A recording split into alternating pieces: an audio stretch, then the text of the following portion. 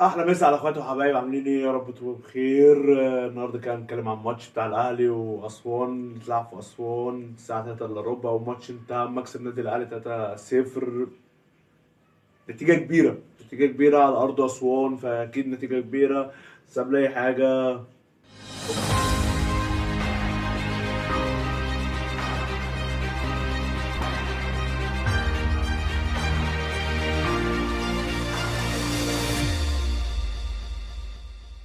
احلى مسا على اخواتي وحبايبي. زي ما قلنا كده في المقدمه، هنتكلم النهارده عن ماتش الاهلي واسوان اللي لسه منتهي من شويه، اللي انتهى في مصلحه النادي الاهلي 3-0، ونتيجه كبيره زي ما قلنا اكيد على ارض اسوان. بس قبل اي حاجه ولا قبل ما نخش في اي تفاصيل، صلي على النبي كده، صلي على النبي كمان مره. وقبل اي حاجه برضو، لو انت بتتفرج على الفيديو ده في وقت الصلاه، اقفل الفيديو يا صاحبي وروح صلي، وبعد كده تعال اتفرج على الفيديو. نخش بقى على المباراه. بس قبل اي حاجه، اديك معلومه بسيطه كده عن نتائج مباراه نادي الاهلي واسوان ضد بعض. الاثنين لعبوا ضد بعض في 24 مباراه، بنهايه المباراه دي كده فهم لعبوا قصاد بعض 24 مباراه. في خلال 24 مباراه نادي الاهلي، قلم وقع، قلم وقع يا جدعان. نادي الاهلي كسب في 23 مباراه، ونادي اسوان كسب في مباراه واحده بس، مباراه واحده بس. فتاريخ اكيد مشرف للنادي الاهلي.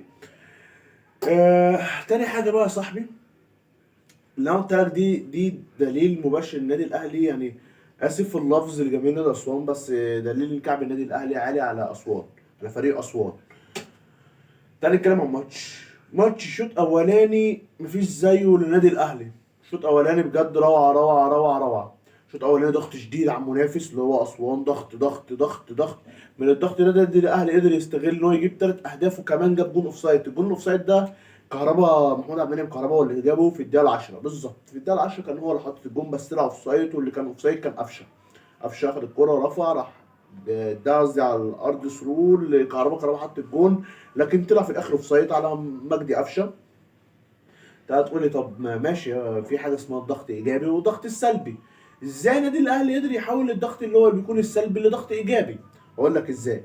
النادي الاهلي كان بيلعب في وسط الملعب معاه ديانج ومروان عطيه. مروان عطيه الصفقه الرابحه للنادي الاهلي، صفقه رابحه لنادي الاهلي بجد يا جدعان. مروان عطيه النهارده اثبت ان هو لاعب جيد، لاعب ممتاز كمان، مش لاعب جيد بس. ليه بقى مروان عطيه النهارده؟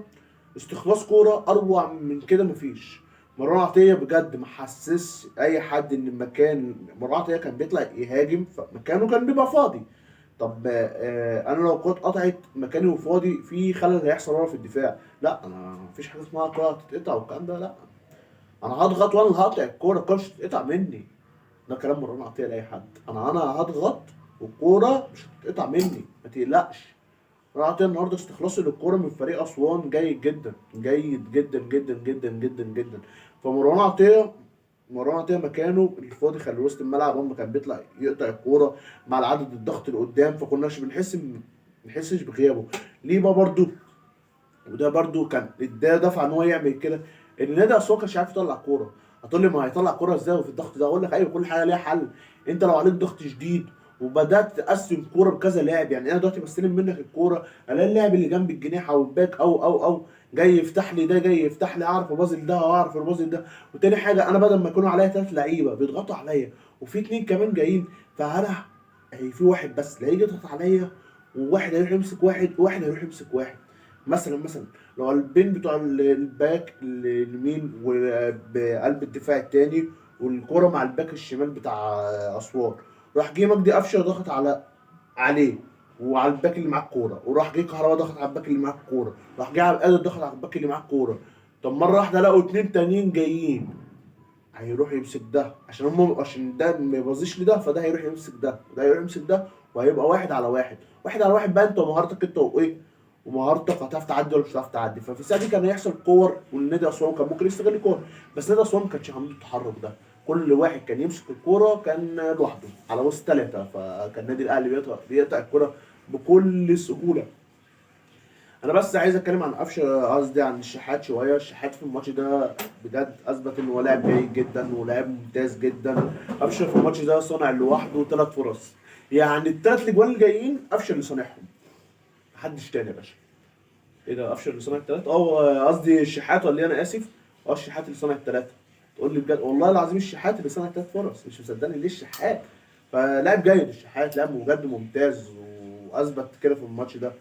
تاني حاجة الشوط التاني، أنا هرجع تاني للشوط الأولاني بس عايز أقول معلومة على الشوط التاني بسرعة كده. كانش فيها دوري من ده. ليه بقى؟ النادي الأهلي عنده ماتش جبار قصاد صن داونز. قصاد صن داونز يوم السبت الأهلي عنده ماتش جبار. تاني حاجة ما تنساش النادي الأهلي تعبان بدنيا، مش تعبان بس كان مضغوط بدنيا. كأس عالم، جه من كأس عالم، لعب في أفريقيا، من أفريقيا جه دلوقتي على ماتش في أسوان وبيلعب الصبح. فلا لا الوضع جامد، فمش هينفع اقضي ال 90 دقيقه ضغط. مش هينفع الشوط الاولاني ضغط والشوط الثاني انزل اضغط. فالكوره اللي عمله ده دليل ان هو مدرب شاطر ومدرب فهمان، بجد فهمان انه كانش ينفع ينزل الشوط الثاني يضغط. نرجع تاني للشوط الاولاني. الشوط الاولاني النادي الاهلي ضغط زي ما قلنا ضغط ايجابي، وسبب الضغط الايجابي ده ان هو لعيبته كلها عارفه تقطع الكوره ازاي. تاني حاجه مفيش تحركات من فريق اسوان الصحيحه. طول ال 90 ده ما شفتش حد من اسوان بيتحرك صح. لعيبه اسوان لا نهائي مش عارفين يتحركوا. نرجع برضو للناحيه الثانيه، ناحيه الاهلي. محمد اشرف الباك اللي لعب مكان علي معلول النهارده، هو شاب عنده 21 سنه بس الواد ده جيد جدا جيد جدا جدا جدا، لازم نديله حقه. اللاعب ده موهبه صعبه ان شاء الله. انا من وجهه نظري شايف ان هو لاعب هيقدر يعوض غياب علي معلول في اي وقت. لا بجد الواد ده قدم بشكل جيد جدا وافاد نادي الاهلي في الضغط، وكان بيقطع كوره. هو كان صحيح سبب ان اسوان يجي لها ركله الجزاء. جت اقول لك ركله الجزاء دي جت في الدقيقه كام ومين ضيعها؟ هو اللي ضيع ركله الجزاء ده كان احمد خالد، وجت في الدقيقه 42 وصدها بالعلم الشناوي وما طلعتش بره، ما ودهاش فوق الجون، لا حطها في الجون ولكن صدها الشناوي. تعال اقول لك اجوان الاهلي على السريع كده واقول لك جت ازاي تعالى. كل كوره هتلاقيها كانت ضغط وشديد. النادي الاهلي اللي سجل الجول الاولاني كان محمود عبد المنعم كهربا برضو من صناعه الشحات. الشحات خالد عبد الفتاح قطع الكوره بذل الشحات من بره خط 18 رفع الكوره حطها بالدماغ محمود عبد المنعم كهربا. والجول الثاني في الدقيقه 40. ركز في الاوقات.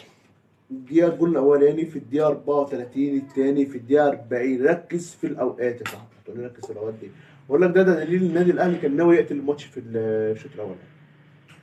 دليل ده لو مش فريق ناوي يقتل الشوط الاولاني، الماتش من الشوط الاولاني كان جاب الجول. كان رجع دفع شويه، كان مرقص شويه، كان مسك كوره يستحوذ شويه.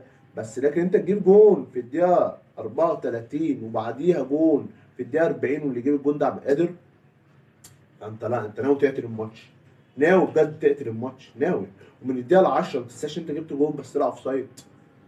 فانت بجد ناوي نازل الماتش ده ناوي تقتل الماتش. فنقول لك الجون التاني جه من عبد القادر برضه بصناعه الشحات، وجون جه من محمد مجدي قفشه برضه. لا برضه بصناعه الشحات.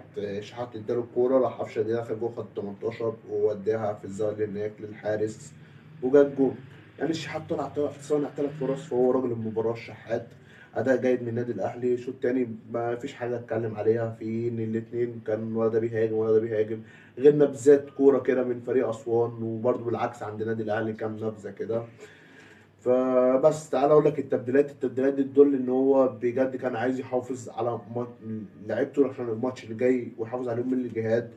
طلع كهربا ونزل شادي حسين، وشادي حسين خلي بالكوا لاعب جيد بس هو لسه ما خدش الفرصه الكامله مع النادي الاهلي. طلع رامي ربيعه ونزل عبد المنعم، وعبد المنعم اساسي في اللعيبه وفي الفريق لماتش سان داونز اكيد. وطلع ديانجو نزل تاو ونفسي تاو يرجع لمستواه وافضل يعني. واحمد الجندوزي نزل والشحات نزل مكان طاهر. طاهر نزل مكان الشحات اسف. كان اداء جيد من النادي الاهلي، ماتش روعه ضغط شديد. واتمنى ان اللي قدروا يعملوه كده النهارده يقدروا يعملوه قصاد صن داونز ويكسبوا صن داونز بشكل جيد وبنتيجه كبيره. اتمنى كده من كل قلبي والله من اني زملكاوي بس اتمنى كده من كل قلبي.